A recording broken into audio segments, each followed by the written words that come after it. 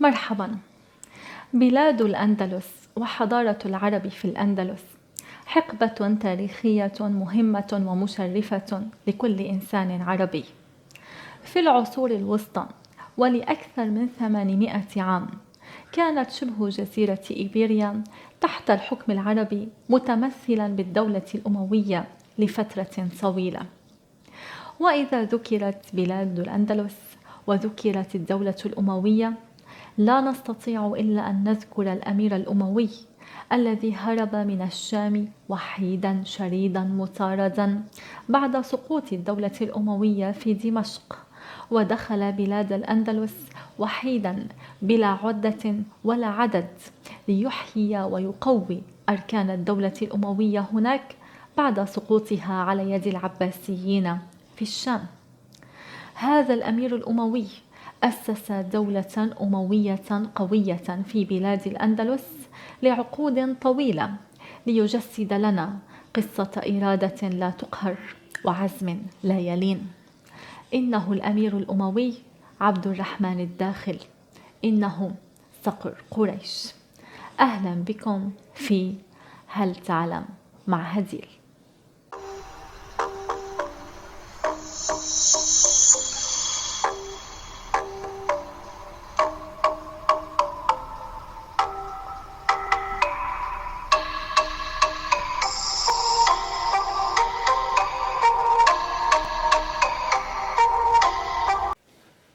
هل تعلم أن الأمير الأموي عبد الرحمن الداخل نشأ يتيما، فقد توفي والده في شبابه، فتربى عبد الرحمن الداخل في كنف جده هشام بن عبد الملك في بيت الخلافة الأموية في دمشق.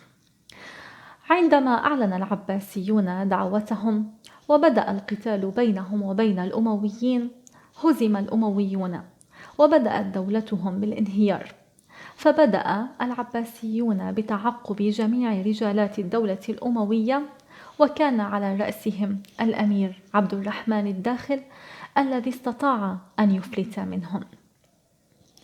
عندما خرج الأمير عبد الرحمن الداخل من دمشق هاربا، كان يمشي خطوتين وينظر خلفه إلى دمشق باكيا حزينا، فودعها برثاء حزين جميل قائلا به: قفا ودعا شاما ومن حل بالحمى، وقل لشام عندنا أن تودعا. بكت عيني اليسرى فلما زجرتها عن الجهل بعد الحلم أسبلتا معا. بنفسي تلك الأرض ما أطيب الربا، وما أحسن المصطافى والمتربع. وأذكر أيام الصبا ثم أنثني على كبدي من خشية أن تصدع. فليست عشيات الحمى برواجع عليك، ولكن خل عينيك تدمع.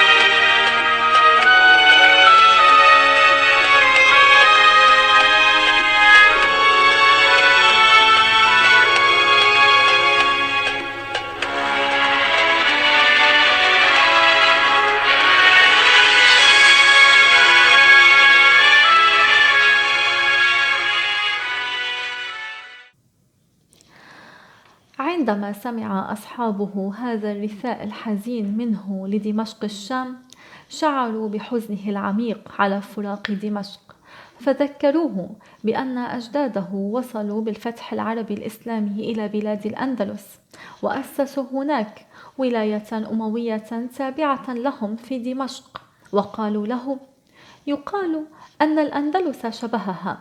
فقال لهم: وليس الشبه كالأصل، ولكن نحملها معنا، فإن لم نكن فيها تكون فينا. وحمل عبد الرحمن الداخل هذه الرسالة وهرب قاصدا بلاد الأندلس في رحلة طويلة استمرت ل6 سنوات، عبر خلالها الحجاز ومصر وليبيا والقيروان قاصدا بلاد المغرب. وهناك كاتب من في الأندلس من الأمويين الذين بايعوه وأبلغوه طاعتهم له وعادوا به إلى قرطبة، وهناك بدأت قصته الكبرى. وهل تعلم أن عبد الرحمن الداخل عندما دخل إلى بلاد الأندلس كانت غارقة بالفوضى والثورات بسبب النزاعات المتواصلة والتمرد على الولاة، إلا أنه استطاع وبفضل ذكائه وحنكته العسكرية القضاء على جميع هذه الثورات، واستطاع أن يؤسس إمارة أموية قوية في بلاد الأندلس مستقلة عن الخلافة العباسية في دمشق، استمرت ل3 قرون، بعد أن كانت بلاد الأندلس في عهد أجداده الأمويين ولاية أموية تابعة للدولة الأموية في دمشق.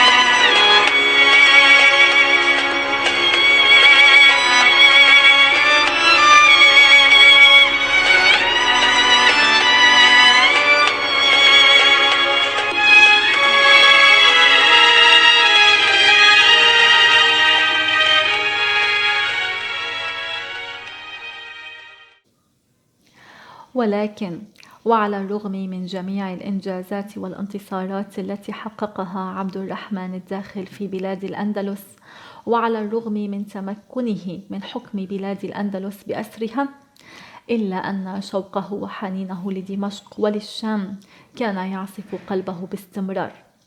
لذلك حاول جاهدا أن يجعل من بلاد الأندلس شبيهة بدمشق الشام، فأمر ببناء مسجد قرطبة على طراز الجامع الأموي بدمشق، والذي كان يعد ثاني أكبر مسجد في العالم بعد المسجد الحرام، وكان يشبه المسجد الأموي في دمشق إلى حد كبير مع بعض الاختلافات البسيطة بينهما. كما أمر ببناء قصر الرصافة في قرطبة وسماه برصافة الأندلس، ليكون شبيها بقصر الرصافة الذي بناه جده هشام بن عبد الملك في بادية الشام، والذي عرف برصافة هشام. كما أحاط هذا القصر بالحدائق الرائعة والتي جلب بذورها من الشام، لتكون هذه الحدائق نسخة طبق الأصل للحدائق التي تحيط بقصر الرصافة في بادية الشام.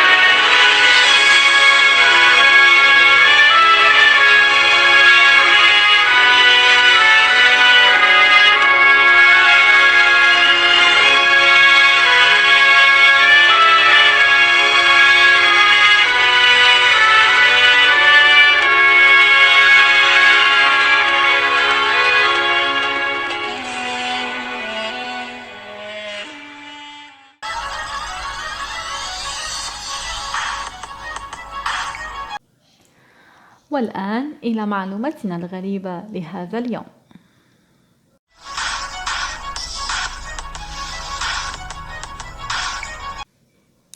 هل تعلم أن عبد الرحمن الداخل توفي وهو في 59 من العمر؟ قضى منها في دمشق 19 عاما فقط، وقضى في تخبطه لدخول بلاد الأندلس وهربه من العباسيين 6 سنوات، وحكم بلاد الأندلس ل34 عاما، حقق خلالها الكثير من الإنجازات التي لا يزال الإسبان إلى يومنا هذا يفتخرون بها ويقدرونها.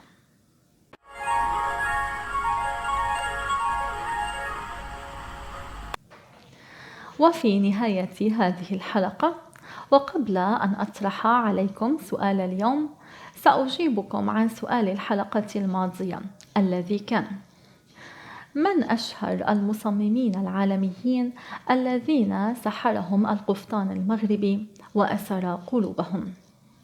من أشهر المصممين العالميين الذين سحرهم القفطان المغربي وأسر قلوبهم إيف سان لوران، وكارلوس دي لارينتا، والمصمم الهندي نعيم خان، وغيرهم كثيرين.